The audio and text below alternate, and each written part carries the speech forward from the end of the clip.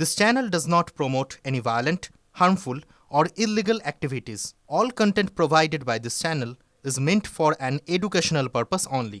এবার ক্ষমতায় এলে জেলা পরিষদ ভেঙে দখল করার হুঁশিয়ারি জলপাইগুড়ির বিজেপি নেতার।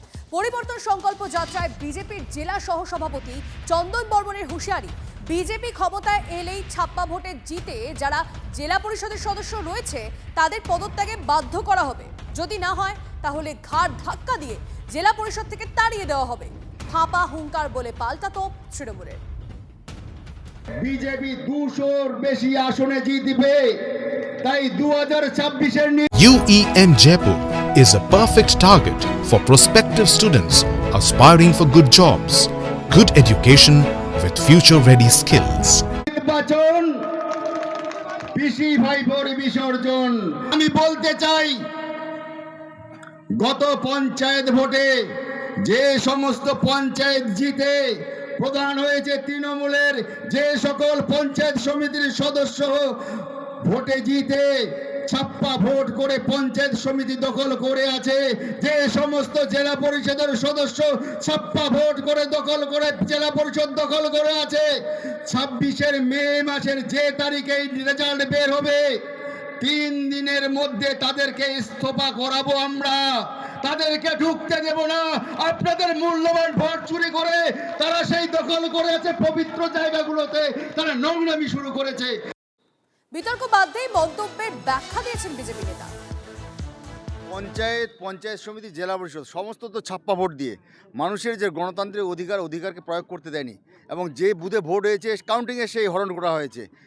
26-এ নির্বাচনের ঘোষণার পরেই 72 ঘন্টার মধ্যে সে সমস্ত জেলা পরিষদের যারা জিতেছে ছাপ্পা ভোট দিয়ে পঞ্চায়েত সমিতি তাদেরকে ইস্তফা দেওয়া হবে, নচেত সেই পবিত্র জায়গাগুলোতে সে পঞ্চায়েত সমিতি এবং জেলা পরিষদের মতো পবিত্র জায়গাগুলোতে আজকে দুর্নীতির আতুরঘর বানিয়ে রেখেছে। বিজেপি ক্ষমতায় আসলে সে সমস্ত পঞ্চায়েত সমিতি এবং জেলা পরিষদের সদস্যদের আমরা 72 ঘন্টার মধ্যে আমরা ইস্তফা দেওয়া। এদিকে তৃণমূল বিষয়টিকে গুরুত্ব দিতে নারাজ, ফাঁপা হুঙ্কার বলে কটাক্ষ শাসক দলের।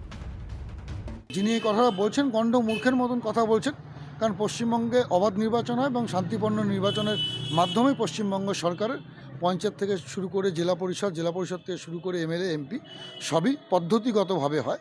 যারা এই কথাগুলো বলছেন ওনারা রাজনীতি করেন কি না তা এটা বলতে পারছি না, তবে যার মুখ দিয়েই কথাটা বেরিয়েছে আমি ওনাকে কোনোদিন রাজনীতির কোনো আঙিনায় দেখিনি, যার জন্য উনি এই ধরনের কথা বলতে পারেন।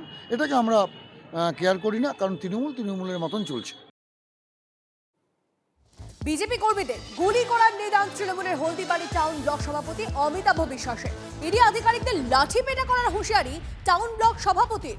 প্রতীক জৈনের বাড়ি ও অফিসে তল্লাশির ঘটনার প্রতিবাদে হলদিবাড়ি শহরে মিছিল করে তৃণমূল। মিছিল শেষে সাংবাদিকদের মুখোমুখি হয়ে বিজেপিকে কড়া নিশানা তৃণমূলের টাউন ব্লক সভাপতি।